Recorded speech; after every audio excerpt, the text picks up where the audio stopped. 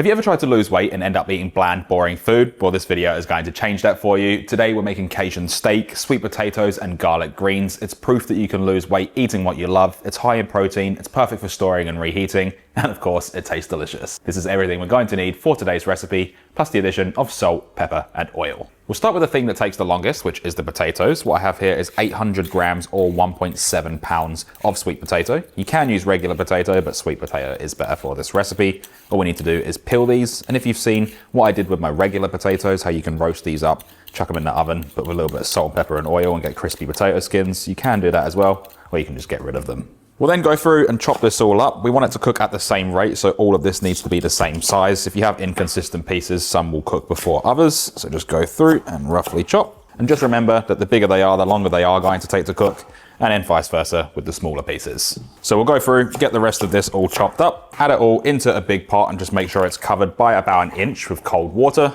And we always start off in cold water, that way everything can come to temp at the same time and cook at the same rate. We'll then take these over to our stovetop, place them over a high heat, let them come up to a boil. When they are boiling, keep it over that high heat and just cook them for about 15 to 18 minutes or until they're nice and fork tender. For the garlic greens, I'm using Broccolini or tender stem broccoli, roughly 2 bunches or 300 grams or 10.5 ounces. And usually I'd leave these whole, but because we're putting them into meal prep containers, we do need to chop them down and make them a bit smaller. Just make sure you go through and take off any woody ends. And then with these, all we need to do is just go through and chop them up, probably into thirds, just so you have the florets and then a few stems left separate. We will also be blanching these, so just get yourself a pot of water on in the background and allow it to come up to a boil.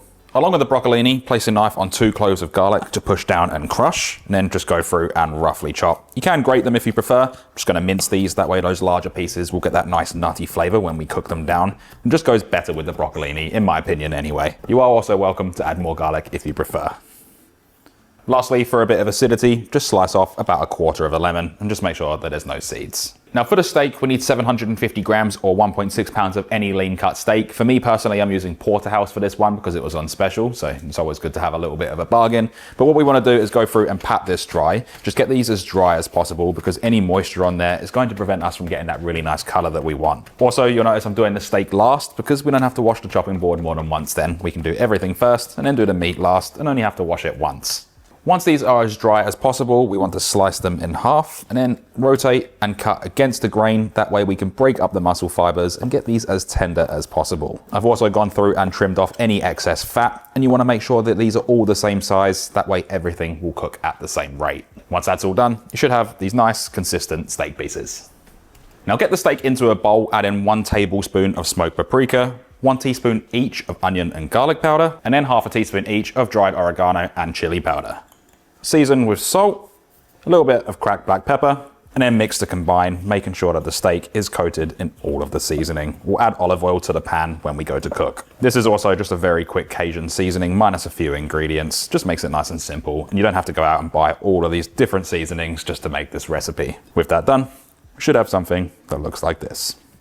Before we move on to the rest of the recipe, there's something that I want to show you that I've been using that's completely changed how I track my progress, and what it is the Hume Health Body Pod. It's not your average scale, it's a body analyzer that shows your muscle mass, body fat, hydration, everything that actually matters when you're trying to make progress. The cool thing is it shows how meals like what we're making today, which are high protein and balanced, actually affect your body composition. Even if the scale doesn't move, I can see that my muscle mass is going up and my overall fat is going down. It's accurate, it's easy to use, and syncs everything over to the app so that you can keep track of your progress in real time. If you want to track your progress properly, go check out Hume Health Body Pod. Use the link in the description or the link in the pinned comment. Use my code CHEFJACK, you'll get yourself up to 20% off, and they have a sale on their site at the moment, so if you use my code with their sale, you'll get yourself up to 50% off. Thank you to Hume Health for sponsoring this video.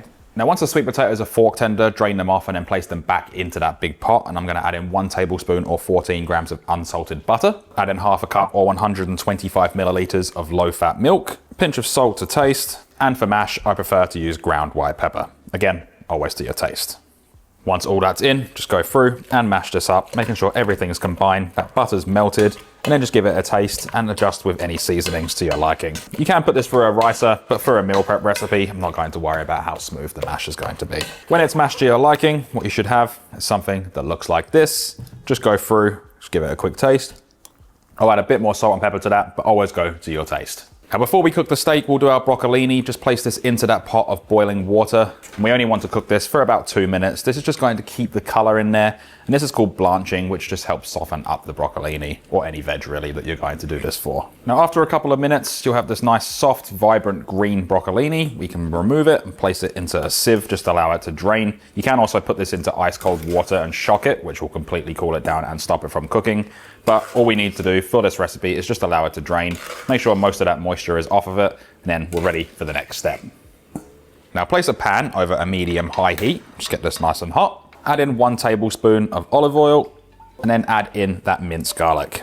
Mix this around, just let it cook for a couple of minutes, just to get that really nice fragrance going, and a little bit of color on there as well, and we'll get that really nice nutty flavor. This is starting to smell fantastic already, and it is literally just garlic and olive oil. At that point, we can add in the broccolini, mix that around, and cook this for about 2 minutes, just to get that garlic and oil all over, and you can also practice the flick of the wrist. As far as seasoning goes, just add in a touch of sea salt flakes, a little bit of cracked black pepper, and then just give that another mix through. At this stage, I can smell that garlic getting really nutty. That's exactly where we want it. Just try your best not to burn it, that's all. We don't want it to become bitter. We just want that nice, sweet, aromatic flavor.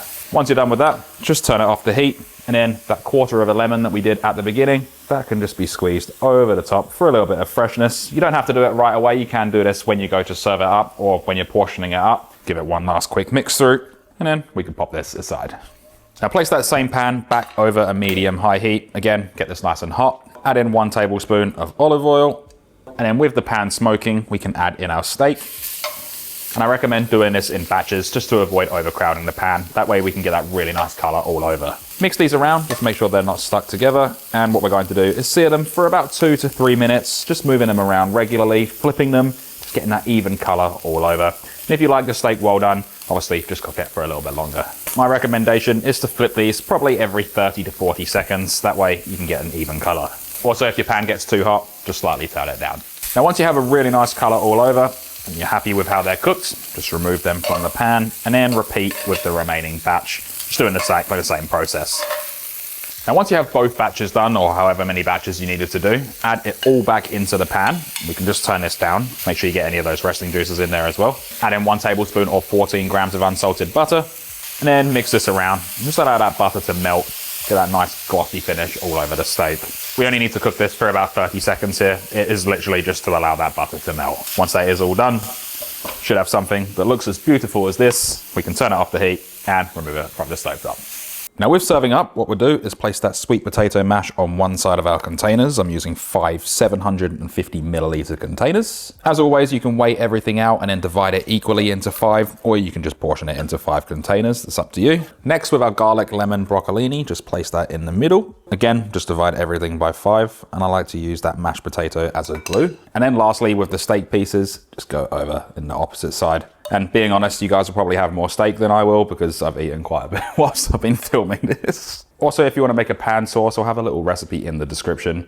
Super easy to make, but you don't have to go to that effort because you do have a little bit of sauce that's left over in the pan. That all we need to do is just drizzle over the top. If you have made a pan sauce, you can add it on now or serve it separately. You can even use another sauce of your choice, but for me personally, I think the mash, the broccoli and the steak has enough moisture in it, and then once you mix it all through, it is the perfect consistency. That then leaves us with 5 large portions of Cajun steak, sweet potato mash, and garlic and lemon broccolini, and this is the macros for an individual portion with the remaining values in the link in the description. As far as storage and reheating goes, these will last 4 days in the fridge, 3 months in the freezer, and your best bet's going to be a microwave for reheating. Just tuck them in there for about 3 minutes until nice and hot. So this is how you lose weight eating food that you love. It's big flavor, high in protein, super easy to put together. A huge thank you to Hume Health for sponsoring this video. And if you have enjoyed this video, please do give it a like, leave a comment and subscribe if you haven't already. There is only one thing left to do, and that is we can then dig